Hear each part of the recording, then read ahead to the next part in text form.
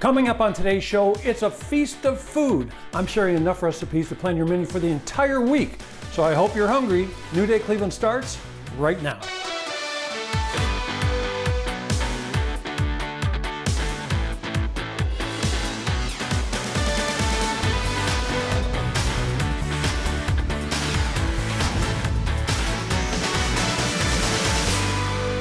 Welcome to New Day Cleveland. I'm David Moss, and today we're dining at my house. That's right, over the next hour I'm whipping up an entire feast, from breads to the main course. So let's get started with a chicken dish inspired by Mexican flavors.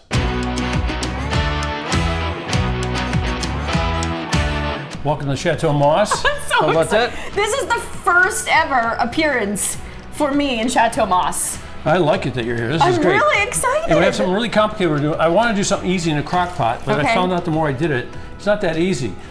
There's a whole bunch of stuff to put in it, but when it's finished, it is just great. So we got like 5 limes here. Okay. And this is going to be our marinade. So I've got the chicken breasts in this bag here. I've got a whole bunch of chicken breasts in there ready to go.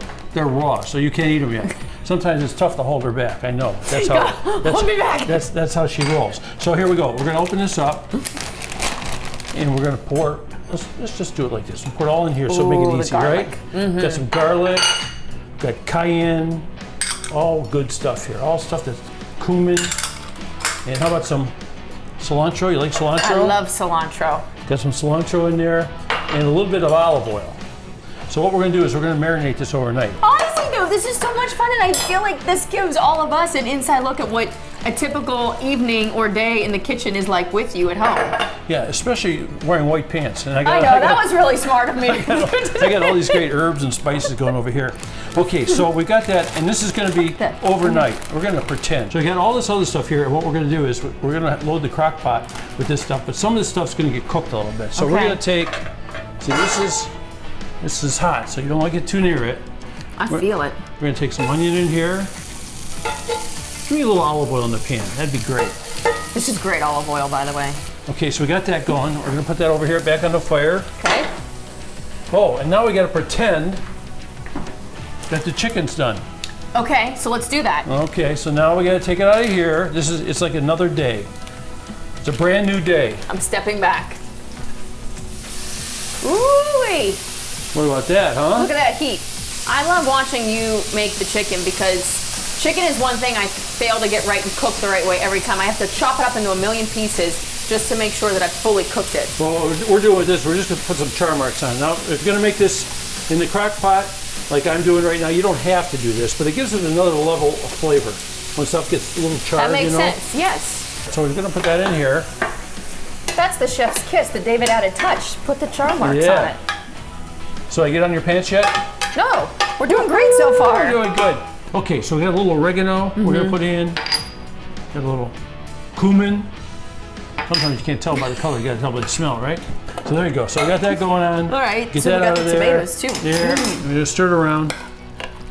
We're going to put a lid on this. We'll look around, make sure everything's in. Everything appears to be in. Recipe's online, so just get the recipe and just follow the recipe, you'll be fine. And if you don't follow the recipe, it's probably going to turn out good anyway, because almost everything does when you put it in a crock pot. Okay. Well, I love crock pot recipes. So we're going to lid this up. Okay. And show you the one that's finished.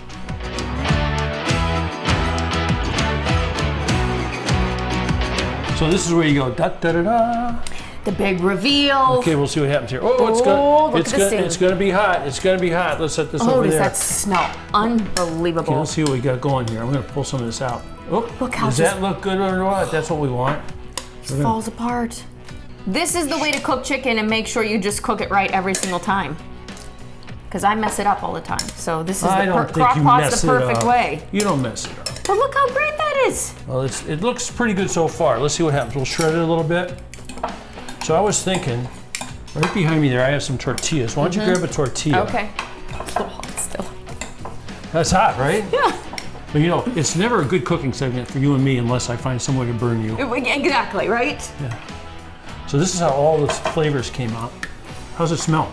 It smells unbelievable. I mean, the onions and the peppers mixed with that. Look how good that looks. Now we're gonna make some tacos. Okay, yeah. So here, we got some tongs.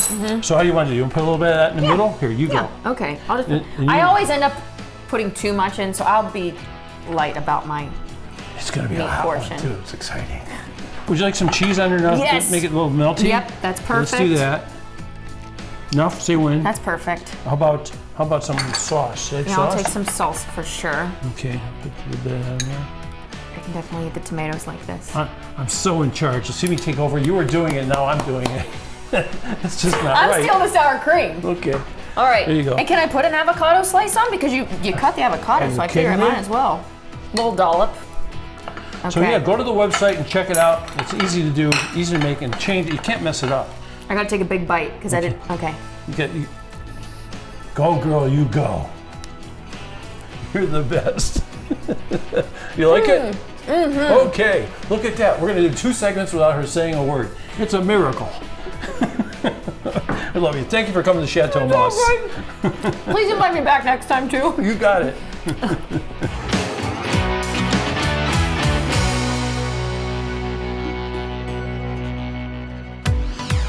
Surf and turf, you gotta love it. Home run recipes for meat and seafood lovers alike. And that's after the break.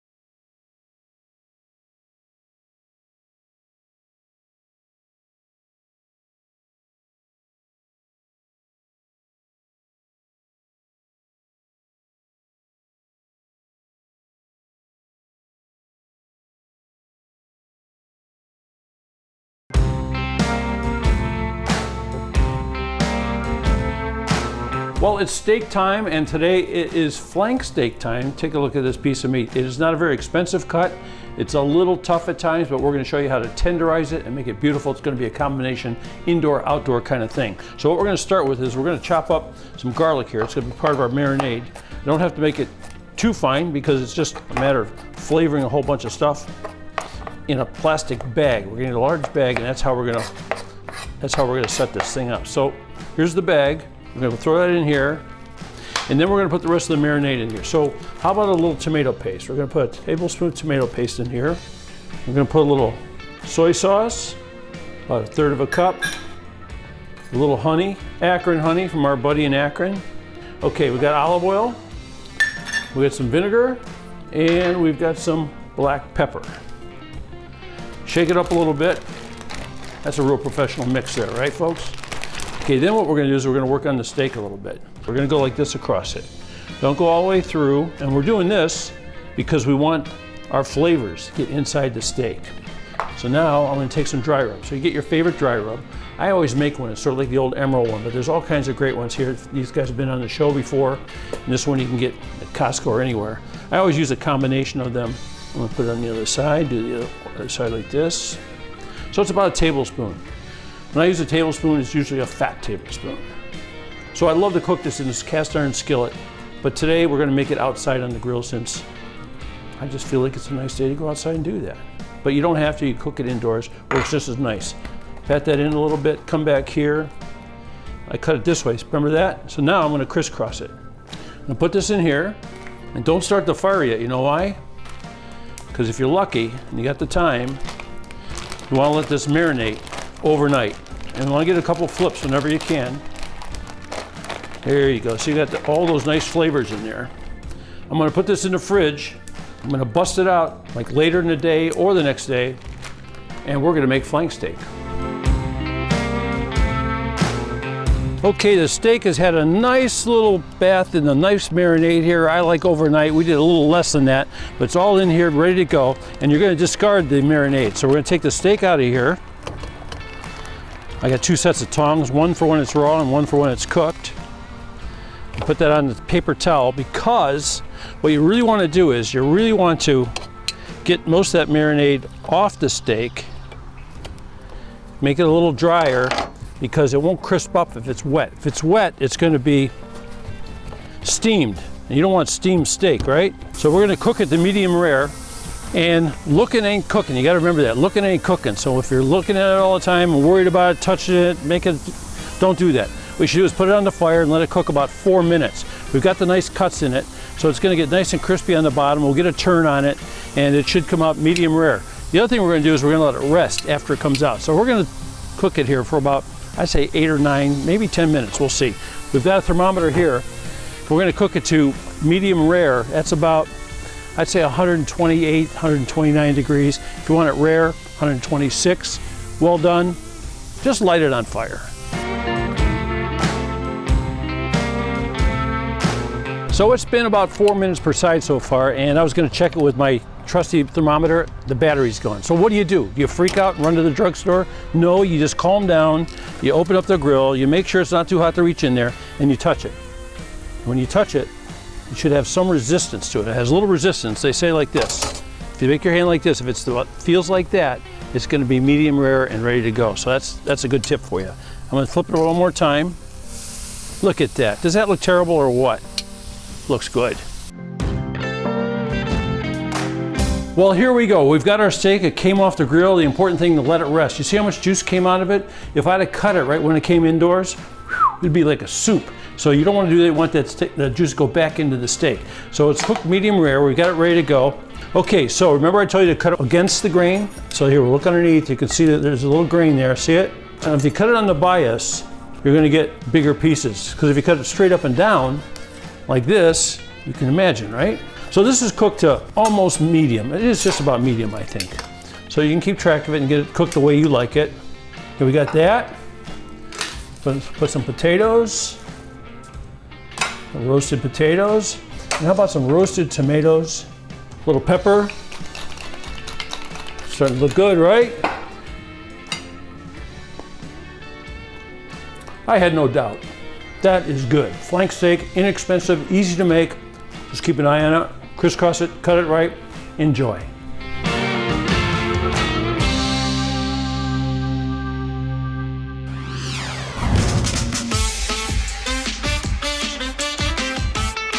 Everybody loves crab cakes, right? But they don't like the price of crab. So I was thinking, how about shrimp cakes? Good idea, easy to do, so let's give it a try. So we're gonna get some nice shrimp here, nice white shrimp, and we're gonna grind them up so we get a little smaller pieces. So we're gonna put them in this thing, a little blender. I had a shrimp try to escape, but I caught it and it is back. And what we're gonna do is we're not gonna pulverize it, we're just gonna chop it up a little bit. So it's more like the size of crab. Okay, that looks pretty good. So we're gonna get it down to a size that makes some kind of sense. Yeah, that looks good. Okay, so we're gonna put with panko breadcrumbs. So I got 3/4 of panko breadcrumbs in this bowl right here. We're also gonna put some on the outside. So it's gonna take about a cup and a half. I'm gonna take this off of here. Okay, so we got the shrimp in here with the panko breadcrumbs. Now we're gonna put some other flavors in here. We're gonna put some shallot in here. Got about half a cup of shallot. I got some red pepper, sweet red pepper. Recipe's on the website, so it's easy to do. If you want more, just multiply the recipe. You want less, just divide it. How about some nice cilantro in there, huh? There's some cilantro. Okay, that's good. Mayo, we need mayonnaise in here. So we're gonna take some mayonnaise right now.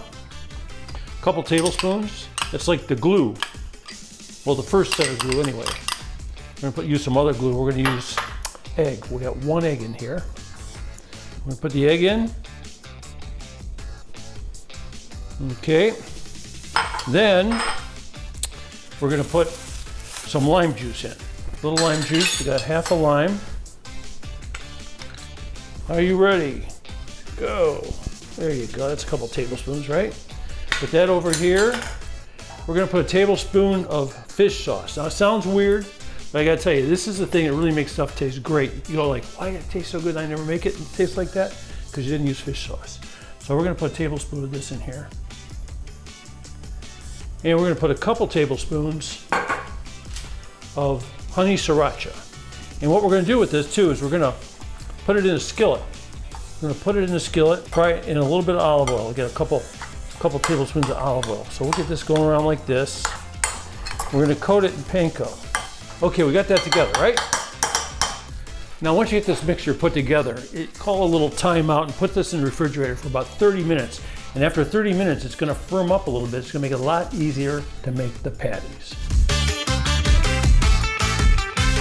Okay, so this is in the fridge like 20, 30 minutes or so, and look how different it is. The texture is really firmed up a lot. So now we can make patties out of it. So we're gonna grab about 1/3 of a cup, a little patty like that, put it together in your hand, smash it down. Breadcrumbs, breadcrumbs, set it aside.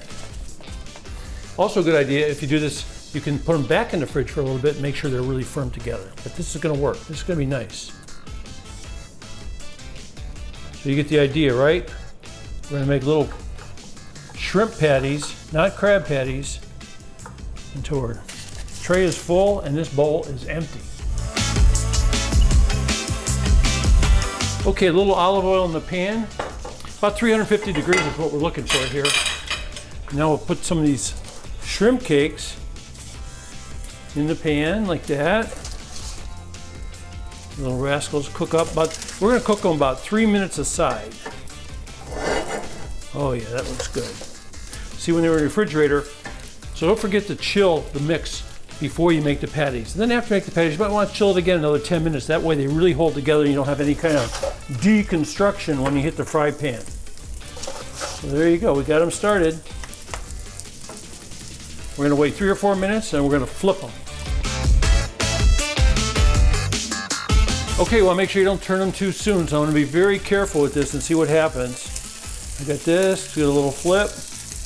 Oh, looks pretty good. Maybe another 30 seconds to be safe. Okay, so we're gonna plate the first of these over here right now. Should be pretty easy to do. There's 1. 2 over here. 3. 4. 5. Okay, and if you want to make some dips, all you got to do is go in the refrigerator and look around for some of these nice Asian, you see that one, what it looks like inside? It's so nice. Find some of these nice Asian sauces. Make little dips for them. Put a little prettiness out here for them. I'll get to cooking the other ones because I'll tell you what, these few will not be enough. And there you go. Shrimp cakes. Another Mossman pantry raid.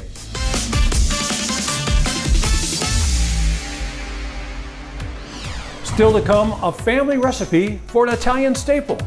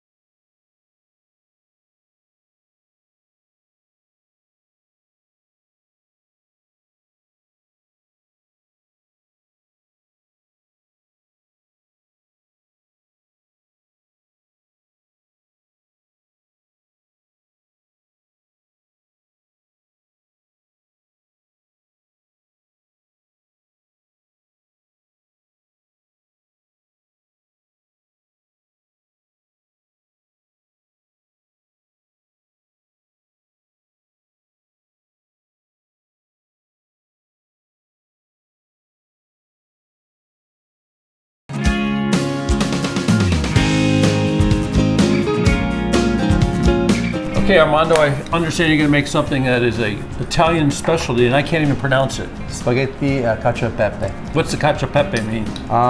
It's basically the pasta that comes from Rome. It's spaghetti with just pecorino romano and Parmigiano cheese. And black pasta pepper water corns, and black pepper, yeah. Okay, so it sounds easy to make because there's so few elements, but yeah, it's a little tricky, right? It is. It has a few techniques that basically we just have to like follow to make it perfect to an extent. So okay, so you're crushing the pepper. Yeah. So we're gonna just use the. So it's important to use black pepper, huh? Correct.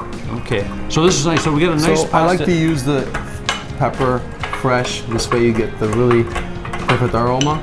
Yeah, it's aromatic for sure. Yeah. And I know she got thin spaghetti too. Very yellow too. Those are perfect. You want to use definitely dried pasta because the fresh pasta, it just kind of gets sticky. So basically, so you got the pepper going. What kind of cheese are we going to be using? This is pecorino romano and this is Parmesan cheese. So you use two kinds of cheese. One from the north and one from Rome. Yeah. So this is pecorino is pretty much everywhere. So is Parmigiano as well.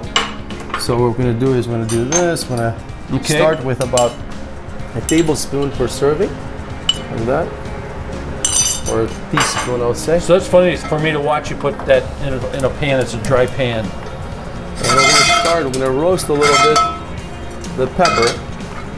How's that? The pasta is perfect. Okay. So we're going to give it a little bit of heat. We're going to toast it. Wake it up. Yeah. So you can actually, sense the flavors, but not too much. So we don't want to like burn it.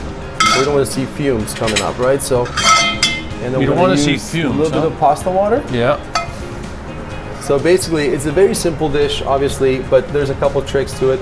And here we have 4 tablespoons of pecorino romano. So you get the pepper in there and water, right? Yeah. So we're gonna let it a little bit dissolve. In the meantime, the pasta is cooking. We want to keep it al dente, so it's not like al dente. That means what? A little to the bite. Yes. And here we have 4 tablespoons of pecorino romano. And I see it's really fluffy. Like if you buy it grated, like in a jar, it might not be fine enough, huh? Yeah, it's not fine. So you definitely want to use the grater. You want to do it by hands. Otherwise, the sauce is going to come very clumpy. So yeah, it's going to be, and then there are 2 tablespoons of Parmigiano cheese. Everybody makes it different. I kind of like the Parmigiano in there because the pecorino can be very salty.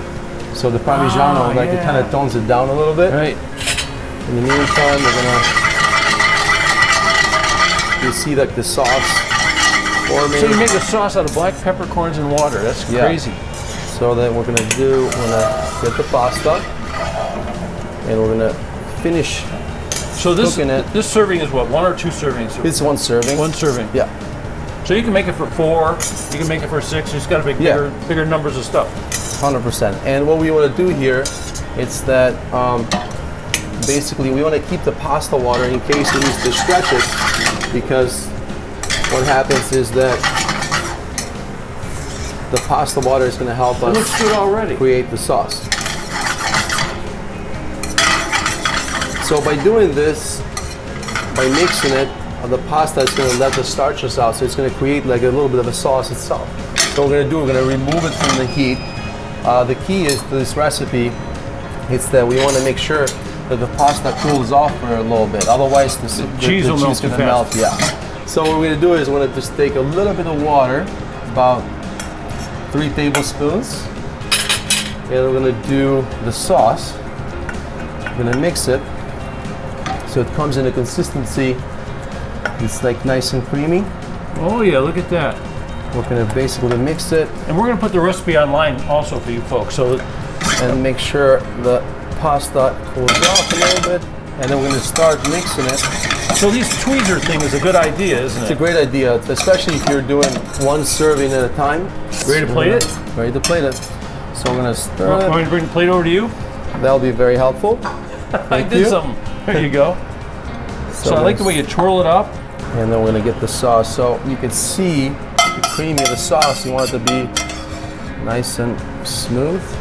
So you a better barber or a better cook? Depends on the day. So we're going to do a little bit of pecorino. You see me looming over you here with the fork. I'm ready to go. I love it. Let me jump in there. And then we're going to do a little bit of a black pepper. All right, voila, let it. So worth waiting for, and it didn't take long. Yeah, it's just a very straightforward dish. Obviously, Delicious. it's something like you do in a weekday, very quick. And Thank you very much. Doesn't take long, so. Dragan, thank you. Thank you. Thanks for having me.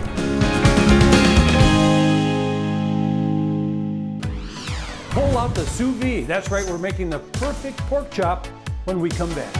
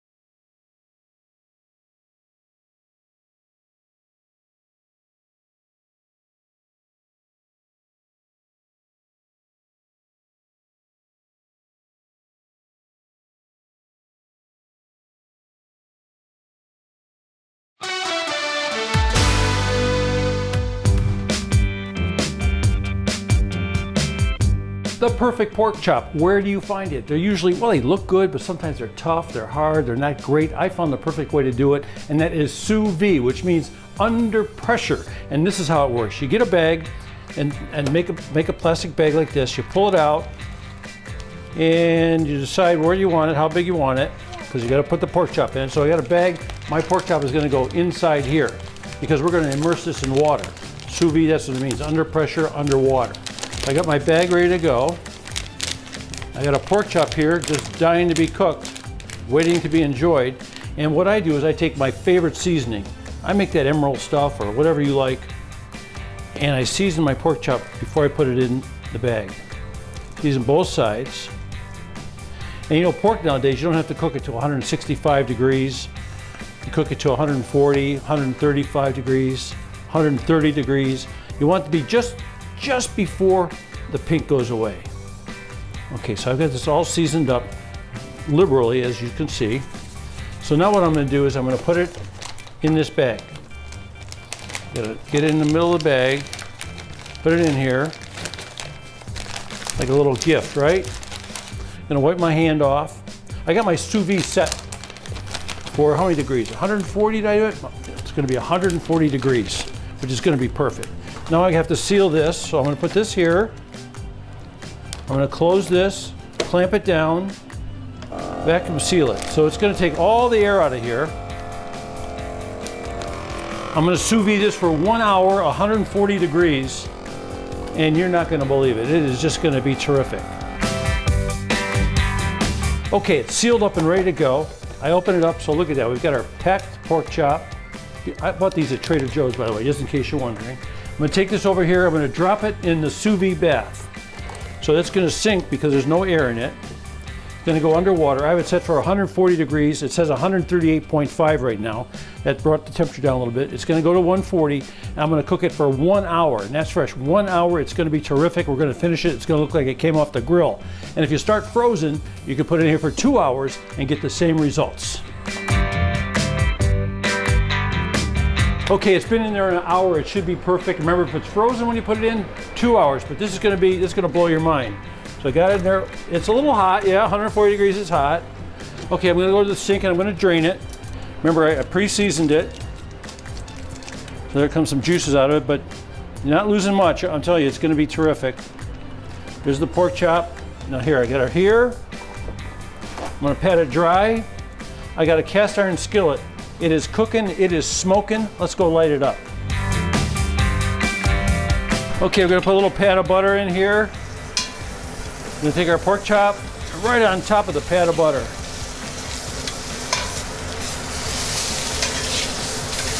Okay, set the timer in your head or on your watch, 60 seconds. Here we go, 60 seconds, and then we're gonna flip it. Okay, we're gonna give it a little flip now. Here we go. Now you tell me, does that look like a beautiful grilled little pork chop or what?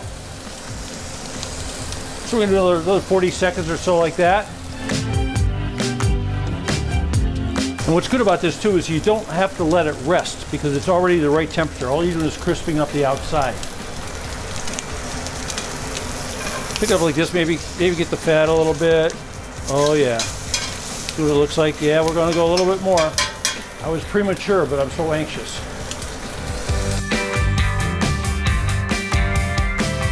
Okay, it looks like it's ready to come off.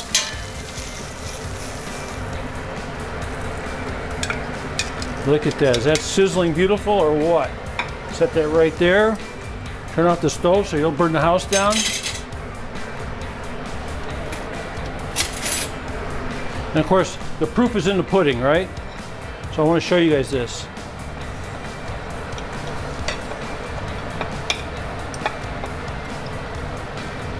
Beautiful, nice, tender, pink just going away. It's been the best pork chop you've ever had. You're gonna like it. From cooking to baking, 2 experts join me in the kitchen. That's coming up.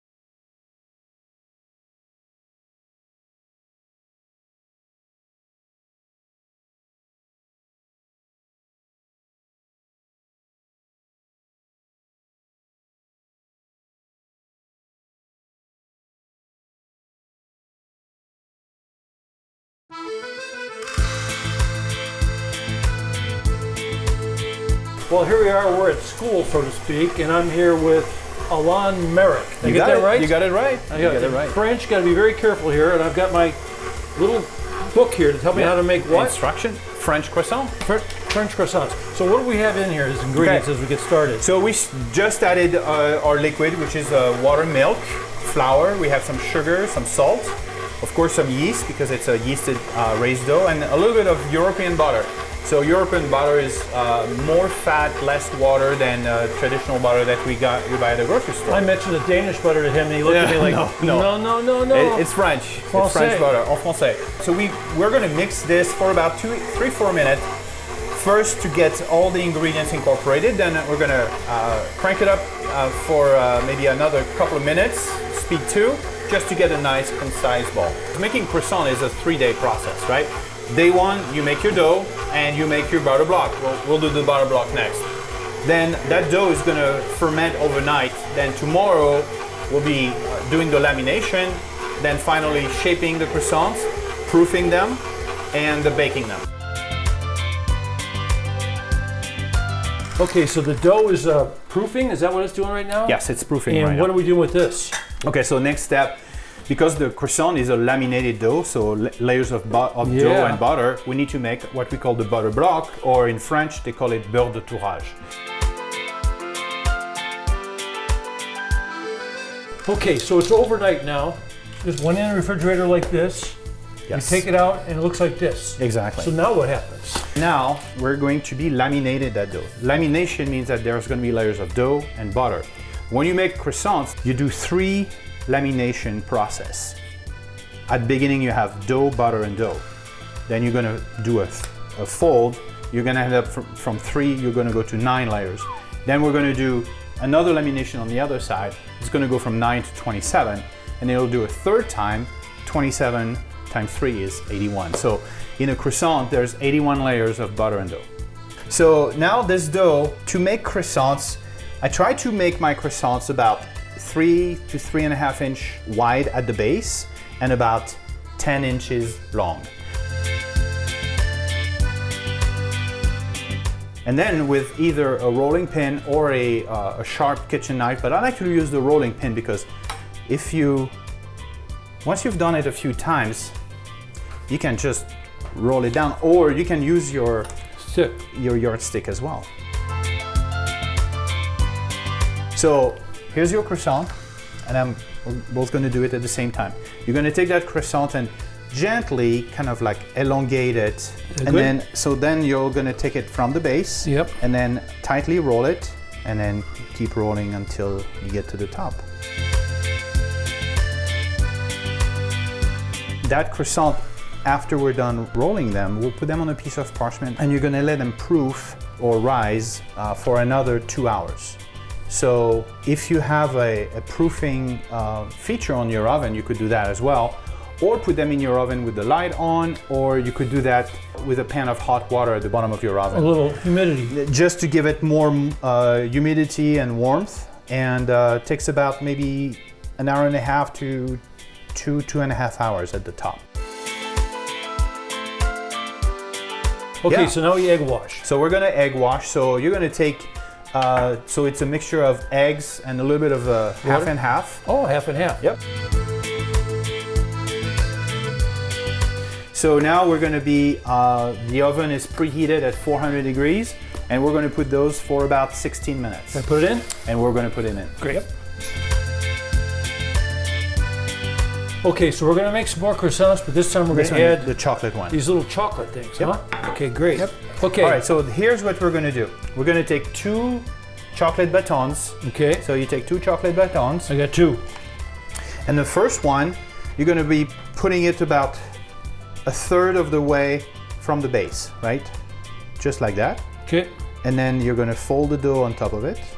And then you're gonna take the second one and put it right against the dough, and now you can roll it. And now you end up with nice little chocolate croissant. Okay. Well, let's see what's happened here. All right, let's see if they're look? done. Oh, they're gorgeous. Of course they're gorgeous. They are really, really Look how good looking. pretty. I tell you, you were a perfectionist. So people take this class and they can learn how to do this. Absolutely. Yep. They come home with about half a dozen croissants and the instructions and everything. So this is what the chocolate ones look like before they went in. These are the Correct. chocolate ones when they come out. Yep. Which one should I try? You know, the chocolate croissants are the ones that are selling the fastest. So I hope you're leaving some. this is all yours. I'm not taking anything home. It's beautiful. What's the name of the company? Triskel Bakery. There you go. Check it out, man. It is delicious. Thank you very much. Thank you so much, Dave.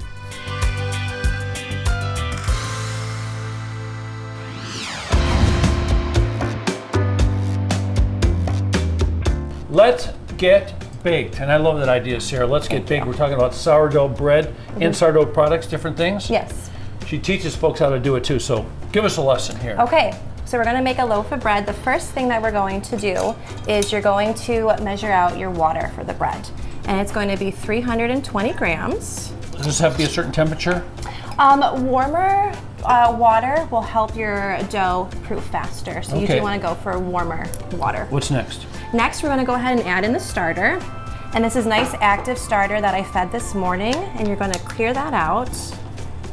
And Okay, so now we have weight again. So what, yes. how much are we putting in? We're going to do 190 grams. Look at that. That's gooey. So how old is this starter? This I created this starter myself about 2.5 years ago. You're a creator. I did. So now we're gonna go ahead and mix it, and you wanna mix it until all of the starter is nice and incorporated with the water. You're taking the goo out. Yep, making it nice and milky looking. Okay, so now the next step. Next step, I already measured this, is you're going to add in 550 grams of flour. So you've already pre-measured that. I did, and I like to use bread flour, personally. So there's a difference between these flours. There is. There's bread flour and all-purpose. I prefer bread flour. Okay. And then 15 grams of salt. I'm gonna go ahead and add Salt's a that big in. deal, huh? It is. You need it for sourdough bread. Right.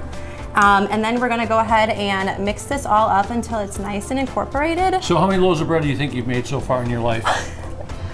Hundreds, There close you to go. 1,000 maybe. Yeah. More, probably more than So that. if somebody comes takes your class and they learn how to make it one time, they can fight their way through it to get better and better at it, huh? Yes, and I always help them along the way. They can message me or call me, and I like to help them. So I tell people you can go ahead and mix with the dough whisk until it's nice and incorporated. Sometimes you got to go ahead and get your hands in there. Yep. That's the key, to get all of the ingredients nice and mixed up. And then I just go right on in. And I mix until it is fully incorporated. So feel and touch has a lot to do with being a good bread maker, doesn't it? It does. Yeah. Yep. Mm-hmm. I know, because you read a recipe and it tells you, well, it should be like this. Well, I don't know what like this is. No, exactly. I like to get it nice and incorporated here. You want all those ingredients in. Okay, so when you get this together, what happens next? Then the next step is we are going to cover it and let it sit for 1 hour. During that time, all the gluten and everything's gonna start forming and bonding all together. 1 hour, and now it's time for exercise. We are. Stretch and pulls? Stretch and folds. Folds. Stretch and folds, okay. So what we're gonna do is after the dough has sat for an hour, you're going to take your dough and you're gonna stretch it up and fold it over itself. And the reason why you do this is because it is going to start forming lots of gluten bonds in your bread, and that's... So you're creating that chemical reaction. Yep, exactly. Pull it up, and then this is one set of stretch and folds. After that, you're gonna cover it and let it sit for half an hour, and you're gonna do that 4 times. All right, so we did our stretch and folds, and now it's gonna be time, after it has sat for a couple hours, we're gonna go ahead and dump it out onto your counter. And this is where you're gonna shape it. You're gonna shape it, and you can put it in its little Banneton and put it in the fridge overnight. That's so like cute little I cradle. know, I love it. Okay. So all we're gonna do is you wanna make a nice tight ball with it. And I always tell people in my classes, I call this Look the how tuck nice it and works. pull. Yep. So you just go like this. I know that's not easy because I've done it with pizza dough. Yeah. I see guys like you doing it like that, and then I try it. It's Yep. So you're gonna have a nice tight ball like this. You want to make a nice deep score in the sourdough I bread. like your rig there. Look at that. Thank you. Yeah. Nice bread lane. You want to make a nice deep, about 3/4 inch score. This will help release all the gases. Oh, and you give can see that all the nice- bubbles, Yep. air bubbles in there. That's huh? all that stretch and folding we were doing. 450, huh? Yes, with the lid on. Okay, so here's the lid. Yes. We'll put in 450. Could you open the door for me? Yes, I can. Thanks. And how long do we stay in there? 450 for 30 minutes, and then after the 30 minutes, you're gonna knock it down to 400 and take the lid off for 15 minutes. Okay, great. Let's get to the end. Okay, Sarah, start to finish. How long was this, you think? It takes about 5.5 hours if you're working with warmer dough. 5.5 hours. So you could take the classes and you could learn how, but what I would do is I go to your social page and I'd just buy some bread from you. So we already cut it? I'm ready. Okay, where should I do it? I would cut right down the middle Right so down you can the middle? see everything on the inside. What do you think? You want to have a little taste? Sure. You got one? Thank you. My serving technique wasn't great. Did you notice that? Okay, I'll toast you. Toast. Toast. Bread.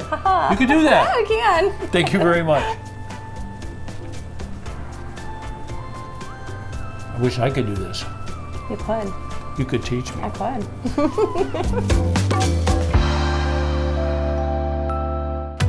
A simple side dish or appetizer cooking with roasted tomatoes. That's coming up next.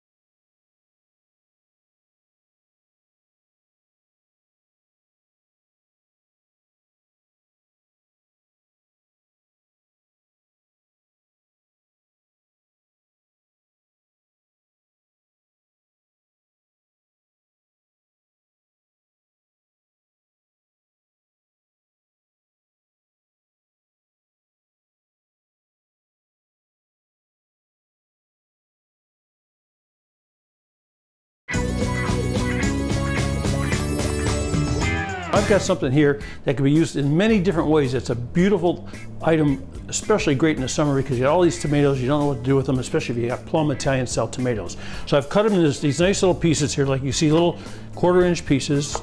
And I put them on this tray that I oiled down first. I took some olive oil and I rubbed it all over the tray with a little paper towel.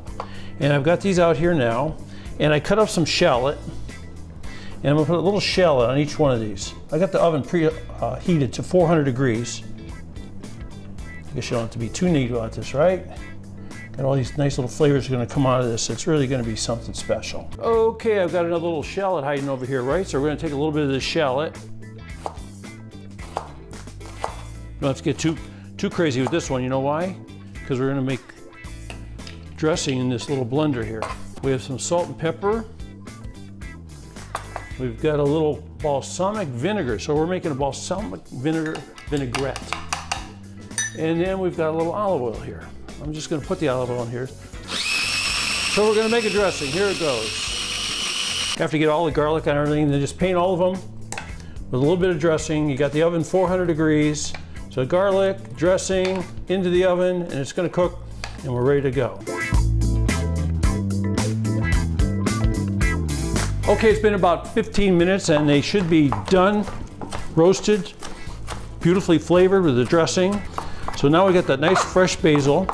I got some mozzarella. I got some nice little toast things here. Uh-oh, look at these. So look what happened to these. Look how nice and toasty they are now. Okay, so now what we're gonna do is we're gonna pick some up, stick on our little toast points. Get the idea, right? We're gonna put a little cheese on them. I could have put the cheese on the bottom, but I like that juice from the tomato going in there.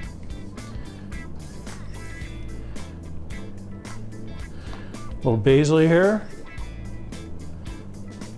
Some more cheese.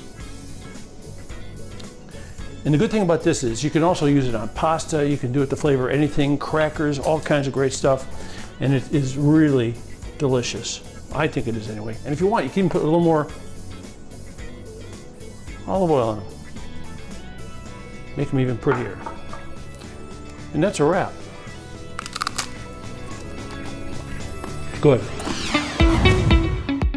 So I want to give you a little behind the scenes fun. You know, we always get a chance to chat, right? Yes. So now we're getting a chance to chat over what was like we did sort of a long day of shooting with food and all that sort of thing. So how was the experience for you? I don't know how you call it long day of shooting. This would have taken me 3 days to prepare one of these dishes.